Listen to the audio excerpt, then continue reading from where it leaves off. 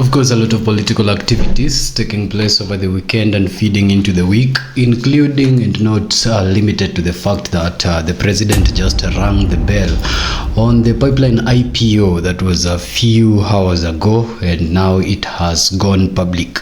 Other than that, over the weekend, of course, the vibrant team that is made up of Babu Owino, Edwin Sifuna were in Machakos County, and they made their maiden appearance there. Of course, now changing the narrative from I am not, or perhaps might not be, the current Secretary General of the party, but I am the Secretary General that Raila had last. Some of the statements of Sifuna also, of course, still holding the position that he is the rightful ODM Secretary General. Now, ladies and gentlemen, away from these stories that have happened in that particular line, something of interest that took place a few minutes ago by the time this episode is being recorded is now the talk about the 10-point agenda.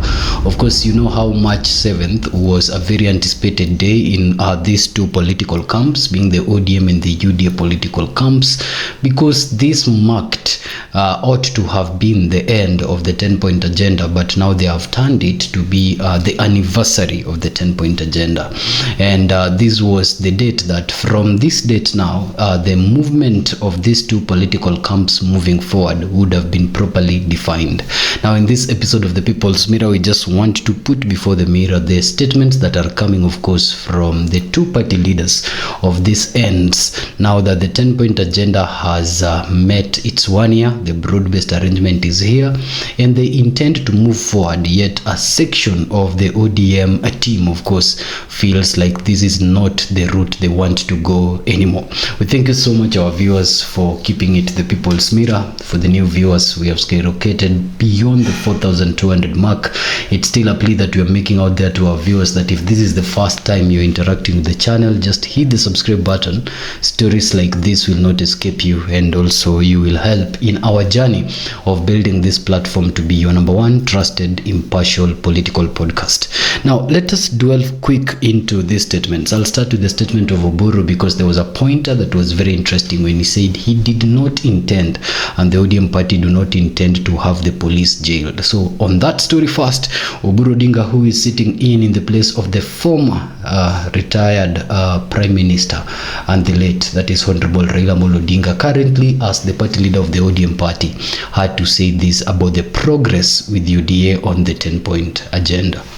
My sister, Honorable Professor Zani, is finally presented to us as a joint parliamentary session.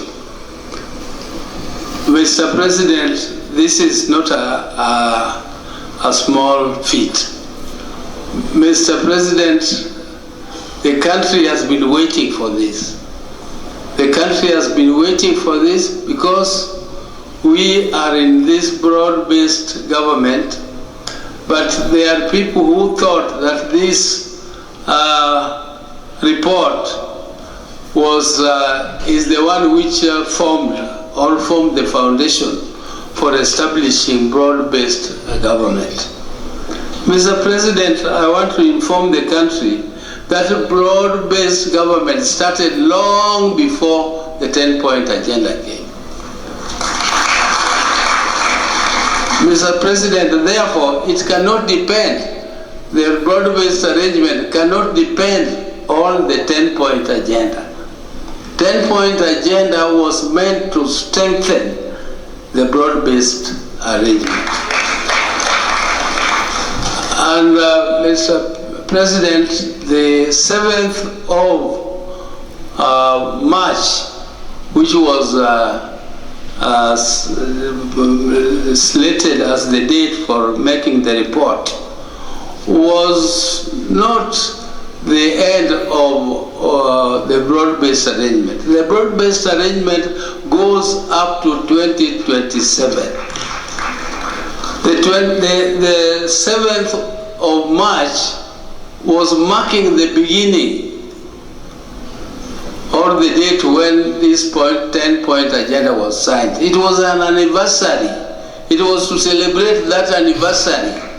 It was also to give us the interim report of the progress of implementation. As you can see, the 10-point agenda which we have been taken through is something which cannot end. It is something which will continue from today.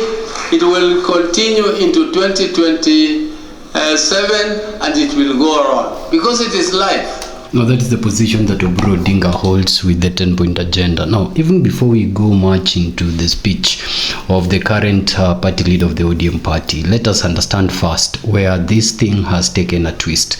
You see, when we were talking about 10-point agenda, when we were analyzing about 10-point agenda with the facts and the data that existed before, this was primarily the document that was bringing in or was stamping the authority of the broad-based arrangement.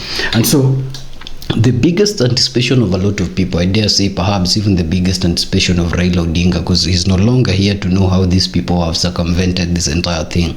But the biggest dream would have been by the time that March 7th, 2020, of course, a 6 was arriving, then there was full implementation of Coin 10, or whatever agreement they had under Coin 10 that formed the basis of 10-point agenda, to now show the effect or the fruits of the broad-based arrangement. You know, when you say that the 10-point agenda is supposed to feed into 2027 and beyond, then you've already you are showing a potency that there was a premeditated broad-based arrangement that was to survive into 2027, which was the primary intention, but and beyond.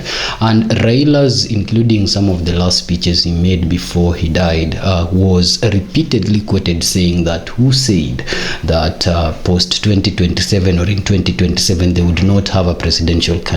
So it's important to understand from that part that perhaps even the intention of Raila Odinga at that level was to have a presidential candidate in 2027, but even in the event that they did not have a presidential candidate in 2027, as a party, they intended that the entire arrangement with President William Ruto's regime was to end then.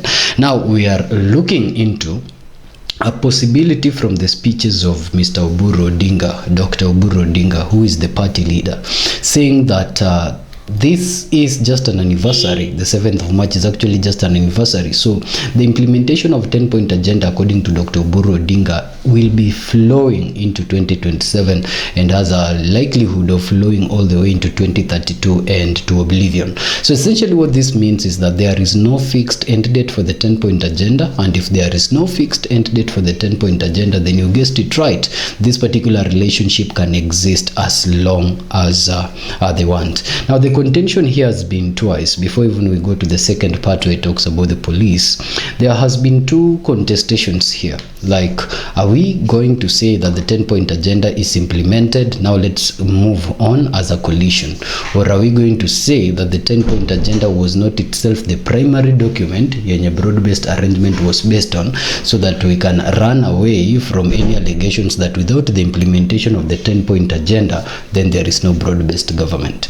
Now, in this interesting look or approach that the party leader is taking from the ODM side, he is even now not calling for accountability for the police. He's categorically saying that there is nowhere where they had intended to jail the police for doing their job. Now, this might be a political sidetrack. Let us listen to Oburu himself, then we'll make comments on it.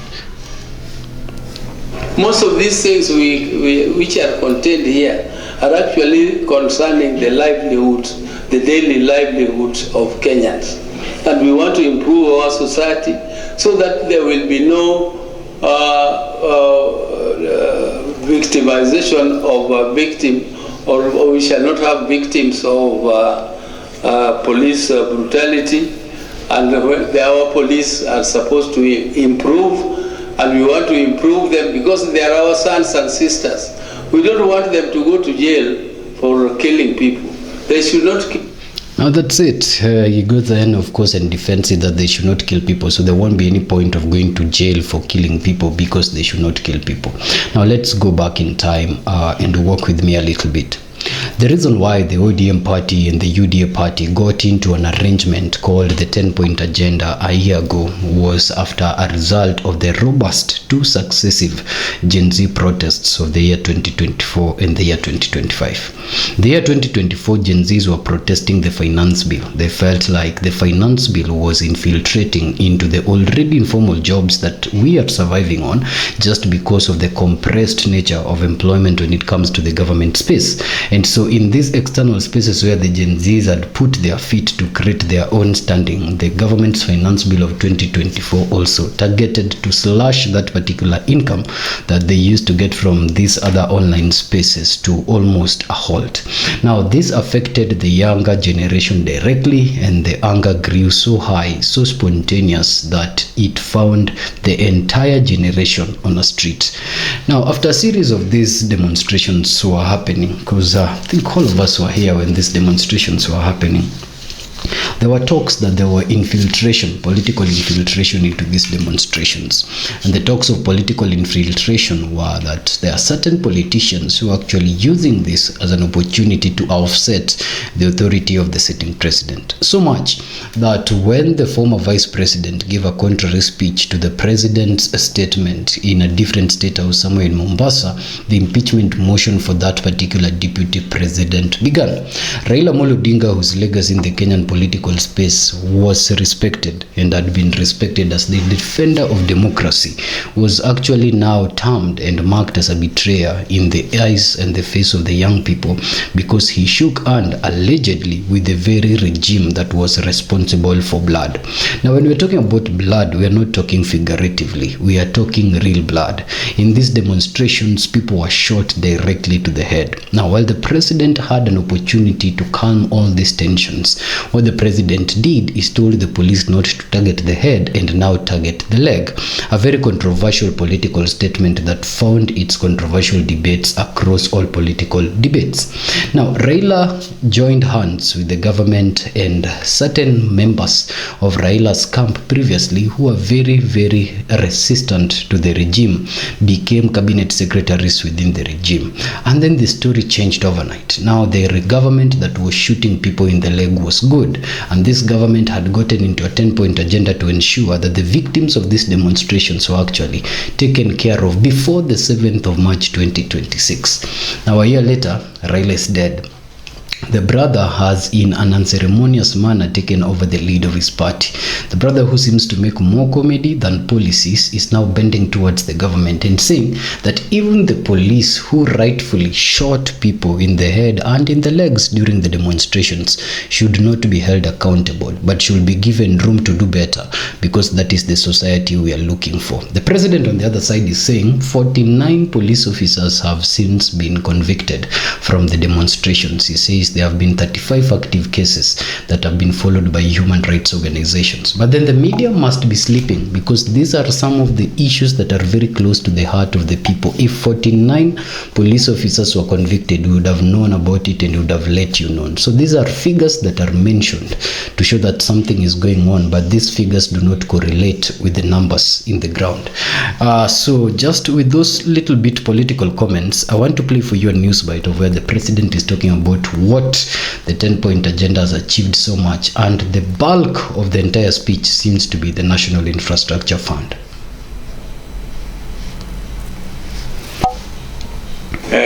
Default. We now went into a plan on how do we reorganize our debt. How do we successfully negotiate our way? I can confidently, that's why we went to the market. We went to the market in February 2024. We went to the market in February 2025. We went to the market in October 2025. And we went to the market again this February. To do what? To do liability management. The debts that were due next year, we now have no debts due in 2027. We now don't have, we have a small debt due in 2028. Then we will go to 2037. We have reorganized our debt portfolio so that it doesn't threaten our fiscal sustainability.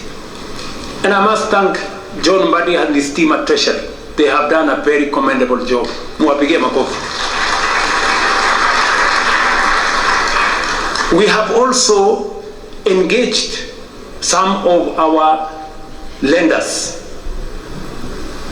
I do not want to mention names. I have had to go and sit with some of the lenders and tell them, guys,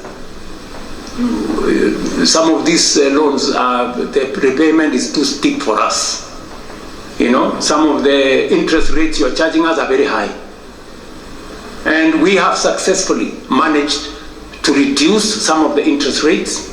We have managed to change some of the structure of the debt so that instead of too much upfront payment, we have managed to negotiate to make them concessional.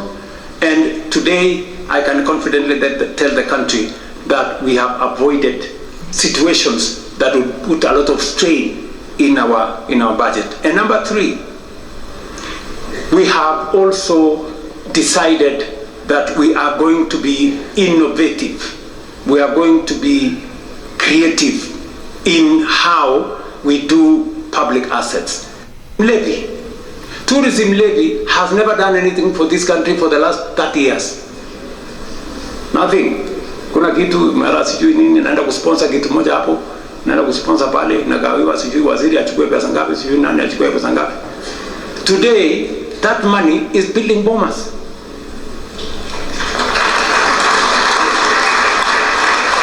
Friends, that is how thinking out of the box looks like. Kwani mlikuwa mnafikiri thinking out of the box ni kufanya kitu gani? You know, if we had gone to borrow money to build all this, we would be in trouble. You know, so we have decided to think outside the box.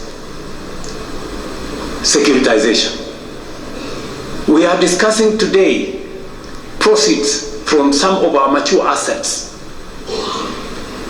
When we discussed about selling a stake in Kenya Pipeline, oh, many people said, oh, you want to sell the family jewel, or you want to sell this.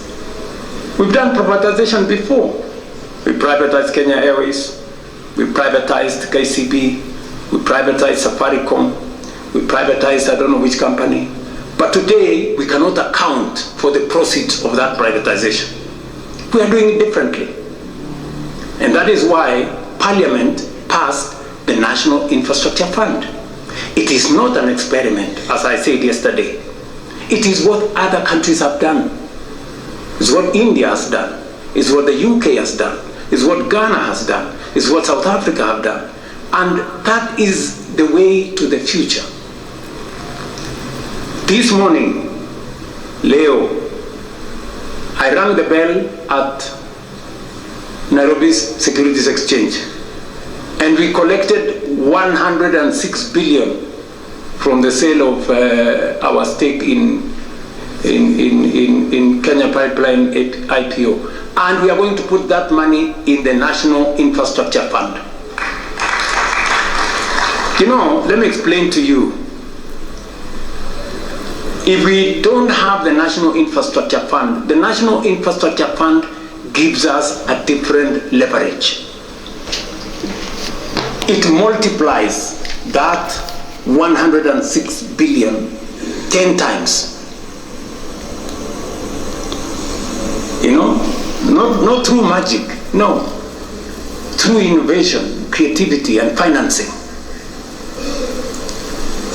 And that is how we are going to have additional resources to do our roads, to generate more energy, and to do what our senior here, party leader, was saying. He said, we pretend that there is always an emergency in northern part of Kenya, when we know it's going to happen. Because of what we are doing now, if you read today's newspaper, we have already advertised for several dams.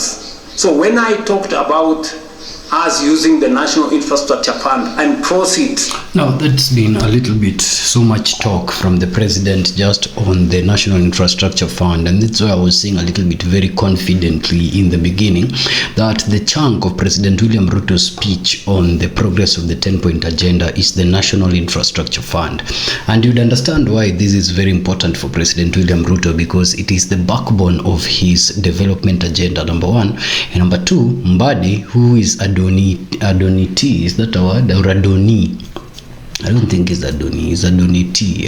Mbadi is Adoniti, who's actually donated from the ODM side to help or act as an expert in this Ruto's government, is the one who sits at the helm of this fund. Now, we'll talk about this fund in a bit. It's actually the pool where PPPs and other sources of income are pulled together without bringing the country into more debt.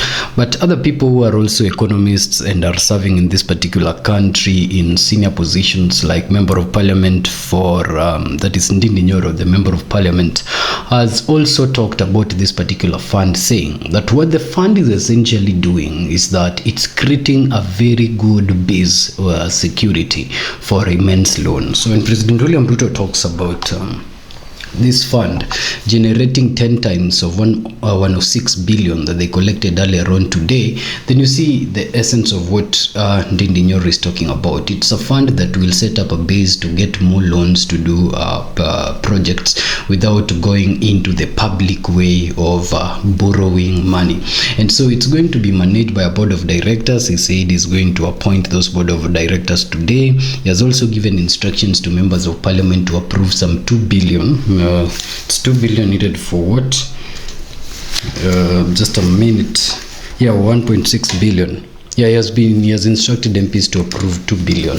There's a 2 billion that he has also talked about in the part of this speech. Now, essentially what I am saying is that the president had an opportunity to gain public confidence and the youth's confidence on the progress that has been made since last year's election until now.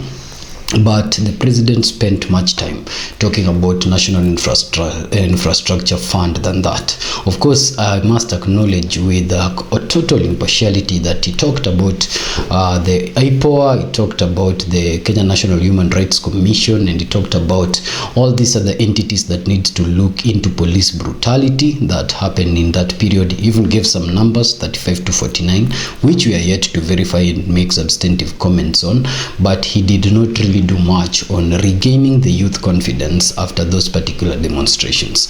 Now, something that was important that Ruto talked about, very, very important, is the fact that instead of the executive arm of government being the arm of government to suggest how protesters should be protected in a time of protests, he has now called upon the Kenya National Human Rights Commission to actually take that particular task and come up with a bill and share this bill with the National Assembly, so that the National Assembly can come up with a true law of how protesters needs to be protected during protests. So we hope, and we are still believing the president this far, that when the bill comes into play, it will be about protecting protesters and not, of course, making sure that protecting protesters' rights from actually being actualized. It's been a pleasure recapping for you what is coming out of the 10-point agenda meeting.